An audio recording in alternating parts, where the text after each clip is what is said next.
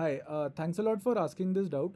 देखो, क्वेश्चन में हमें ये दिया हुआ है कि एक वेज है मास 2m का, जिस पे एक फोर्स लग रही है F। Coefficient of friction between the ways and the floor is 0.1। एक रॉड है जो सिर्फ वर्टिकल डायरेक्शन में मूव कर सकता है, वो वी नॉट वेलोसिटी के साथ कॉन्स्टेंटली मूव कर रहा है। वी नॉट की वैल्यू है 5 मीटर्स पर सेकेंड। ठीक है। अब हमसे ये पूछा है कि power delivered by the force F कितनी होगी।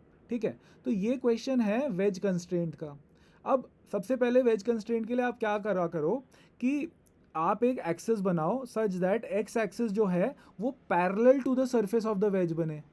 यानी ये जो सरफेस है आपकी एक्स एक्सिस बन जाए, और वाई एक्सिस ऐसी बनाओ जो कि परपेंडिकुलर टू द सरफेस हो। ठीक है।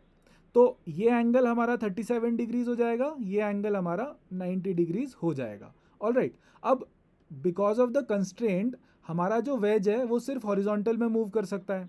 उसकी वेलोसिटी मैं मान लेता हूँ कुछ VW है, और हमें गिवन है प्रॉब्लम में कि जो रॉड है वो वर्टिकली मूव कर सकता है, उसकी वेलोसिटी गिवन है V0, जो कि सिर्फ परपेंडिकुलर डायरेक्शन में मूव कर सकती है। ठीक है।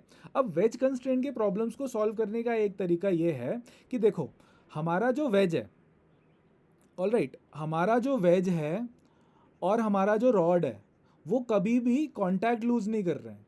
यानी ये जो सरफेस है वेज की और रॉड की, वो हमेशा साथ साथ चलेंगी, वो कभी भी कांटेक्ट लूज नहीं करेंगी। और कांटेक्ट ना लूज करना और साथ साथ चलते रहने को मैथमेटिकली हम कैसे लिख सकते हैं? हम ये कह सकते हैं कि हमारी जो ये V0 वेलोसिटी है, इसका कंपोनेंट अगर हम यहाँ ले लें वाई एक्सिस में, ठीक है, और वेज का कंपोनेंट, वेज की वेलोसिटी का कंपोनेंट अगर हम ले लें वाई एक्सिस में, तो ये दोनों बराबर होंगे। इसका फिजिकली मीनिंग क्या होता है कि देखो, हमारा जो वेज है और हमारा जो रॉड है एक दूसरे का कांटेक्ट कभी लूज नहीं कर रहे। इसका मतलब ये दोनों सेपरेट नहीं होंगे कभी। ठीक है। यानी कि हमारा जो रॉड है वो कभी भी ऊपर नहीं उठ सकता या नीचे नहीं जा सकता इस सरफेस से।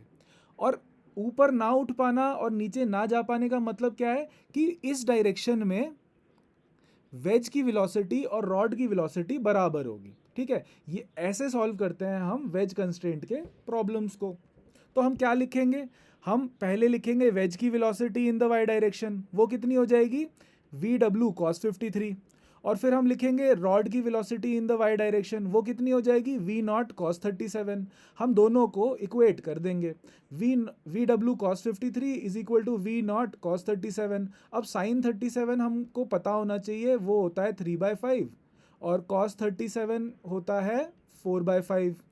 और 37 और 53 जो हैं हमारे कॉम्प्लीमेंट्री एंगल्स हैं, तो साइन 37 cos 53 हो जाता है और cos 37 साइन 53 हो जाता है। ठीक है।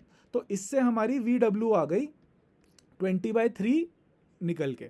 ठीक है। अब पावर डिलीवर्ड के लिए हमें क्या निकालना पड़ेगा? देखो, फोर्स लग रही है वेज पे, हमें वेज की वेलोसिटी तो आ गई, हमें पावर का फॉर्मूला पता है, power is equal to FV होता है।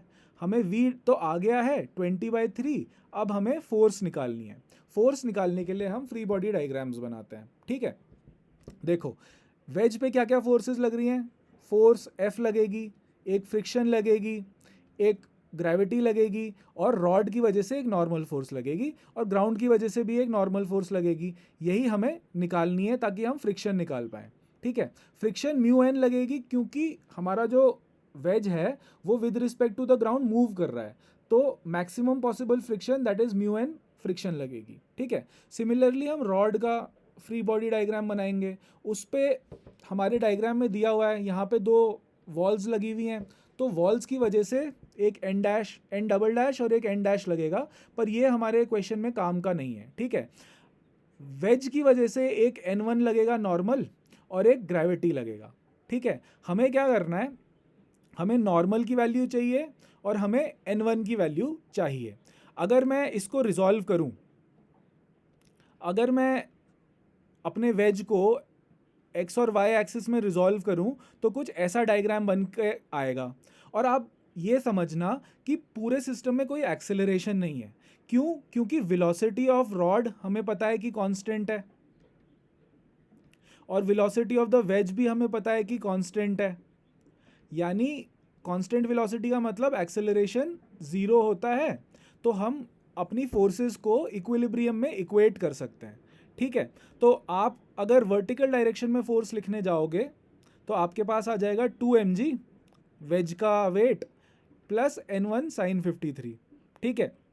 और वैसे ही अगर रॉड के लिए लिखने जाओगे तो आप लिख सकते हो mg is equal to n1 sin 53।